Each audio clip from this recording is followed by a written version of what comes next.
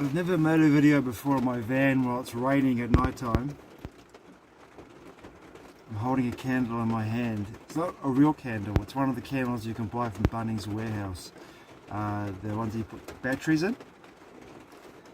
So if I turn off, I can't turn that on off, but on my camera to see me, but I am holding a candle because I'm sitting in my van at night time. And as you can hear, I'll turn this off. It's pissing down outside. So I wanted to make a video about my perceptions of the nature of actively surrendering to the Creator in a way that you're in alignment with the Tom Barnett action of natural law from the humble kingdom, when he talks about the nature of connecting with the inner authority, your own personal inner authority, and knowing who you are, and you're standing with the Creator, and coming from a place of comprehension of your connection to your Creator, what that means to you as an individual, because I really feel is that everyone's experience is going to be different in regards to how that plays itself out in life. And I love the way he talks about the nature of his perceptions of reality. Like the present, the moment, the present is a gift from life. Which is, when he said that, I heard that for the first time, I was like, oh, I haven't heard it that way, explained that way before. Like the present moment is a gift, and therefore you meet life in that way, with reverence in the natural law, machinations, protocols, comprehension that he teaches. And I thought it was beautiful, really beautiful. My experience of being in a place where I've actively surrendered to life, the Creator, for me, that's been probably, it's now 2026, it's been like 4 to 5 years where I've actively done that process, but in varying degrees. And as I've been led by the Creator who moves through me as a conduit, and I as a creative, over the years of my creating content for YouTube, my books that I've written, my book trailers that I produced, the voiceover work I've done on all my book trailers, the content creation, the podcasts, everything that I've done creatively with Ohoakebooks.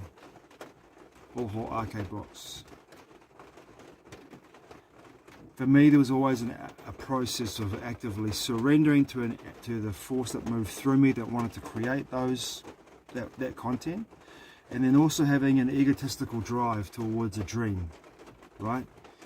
So that over the years, as I become more and more, let's say there's two sides. There's the egotistical side following the dreams, and there's nothing wrong with this. There's nothing wrong with following the ego, in the sense that as long as it's not detrimental to your connection to your Creator, in my experience anyway. There's nothing wrong with following that egotistical path, but I also comprehend now, thanks to the teachings of Tom Barnett and my comprehension of what he's saying, that the more I follow this path, the more I have to draw from this path to make this path a real experience in my life.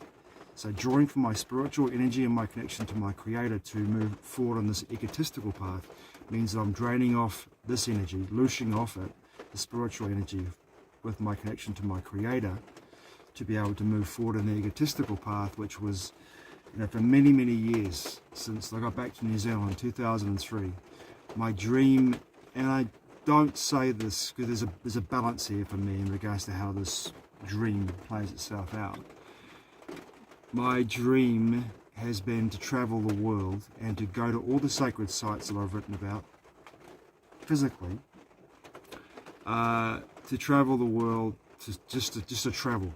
And the reason why I created Ohoakebooks in the first place, when I wrote my first 3 books, in 6 months, and then met my editor, proofreader in 2008, and then began a journey in earnest, was to create an income source from the book selling, which would allow me to travel, and occasionally I'd stop somewhere in the world and I'd research and write a book, and then from the proceeds of the book doing well, I would continue to travel, and then eventually stop again and write another book. And that was my intention, that was my dream. Well, it didn't work out that way. The decisions I made living in New Zealand, the processes I was going through, the work-life balance I had for 14 years, working like 80 hours a week, between 50 and 60 hours, holding down a day job, and then coming home to research and to write and to proofread and to go through second and third drafts with my editor, my proofreader, work with my team at Ohoakebooks. By the end of that 14 years, 14 years, I was just like, I'm done. It isn't working out the way that I wanted it to work out in regards to my egotistical dream, right? So for me, the last few years, I've come to this place where I've actively surrendered to my creator, right? And said, I am your conduit, this body's a conduit, spirit, body, mind, I'm a conduit for you to move through me as you choose, and guide me and protect me and bring me into a deeper comprehension of who you are, and therefore knowing who I am. And that's been my journey, and it's been a sacrifice, lots of sacrifices in regards to this path, the ego path, lots of sacrifices in my life. And in my experience, making those sacrifices has brought me often into shadow work, into my subconscious, into aspects of myself that are hidden and I can't see. And that brings me to places where I begin to feel feelings like despair and grief and sadness and despondency and depression. Because I feel as though on some level, for me, releasing this path and going down this path, even though this path is the most rewarding path, on so many levels, it still feels to me like when I am walking this path of actively surrendering to my creator, that I have to let go and sacrifice a lot of what I wanted to create and do. And as I go through that process of letting go of my hopes and dreams that I had held on to for such a long time, and I see people around me who are doing that, who are living that life, and I'm brought into this comparison aspect of like, oh, they're doing what I wanted to do for 23 years. They're doing it, and I'm here, going inward. Often spending a lot of time alone, solitude, hibernation over winter, tuning in, dropping in. It's been difficult, and I'm not saying I'm lonely, but I'm alone a lot of the time, and the work that you do it alone, right? The meditation, the contemplation, the introspection, the prayer, the gratitude for the life that I've been presented with. The prayers for protection and guidance and connection to my creator, all these aspects are done alone, like a monk, a very monkish life. So I've gone from being very social, very intimate, very closely interconnected with women for many, many years in regards to my love life, sex life, to being basically a monk and a hermit by choice. The offers have been made to me to have much more social aspects in my life over winter this year in 2026, but I've had this desire to pull away and to come to a place of stillness. And in that stillness, find connection to my creator, and that connection, feel the sense of expansiveness, and then have clarity in the uncertainty that unfolds before me, because I no longer have this desire, which is still there, I still have the egoic desires to have these experiences, right? But I do feel now that as I'm in this place of deep surrender, actively surrendering to my Creator, I choose to trust that this journey over here is not over.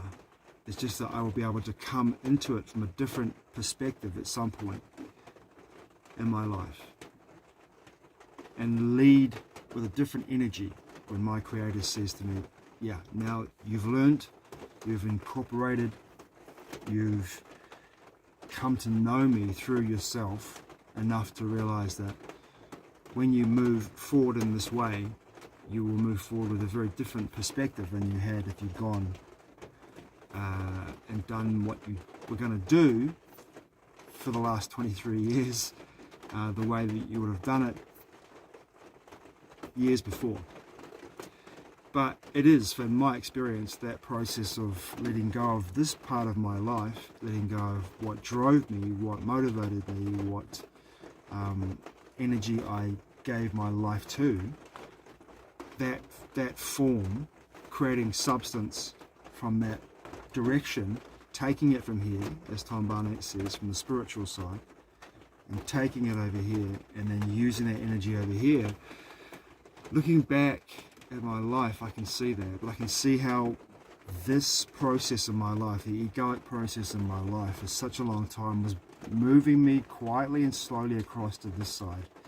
It was like this dance of me taking energy from here, putting it into this lane over here, moving down this lane over here, but the lane, my driving, slowly changing lanes over a number of years, and the energy just began to move incrementally in my life and my choices, and it got to a place where I was just moving until I eventually got into this lane and began to move in this lane here. And that's been my life for the last 10 years. It's been a slow incremental move, drifting across into this lane. And now that I'm in this lane completely, it's a really interesting experience to feel what I feel, especially the grief. The grief is a big one for me. And then feelings around the nature of my behavior. This is the shadow of my behavior when I was often in this lane, pushing hard through this lane and down that lane in my youth. How that percolates up with my shadow work, how I feel about that, how I feel through it, and how I also relate to those experiences with gratitude, with deep gratitude and reverence, because they're a part of my experience that brought me to where I am today. Yeah, so thanks for watching. I truly appreciate it. I'm going to probably go to bed now. It's about 9:30 at night, so I've got to work tomorrow. Thanks for watching this nighttime broadcast. I really appreciate it. Martyr. I'll see you again soon.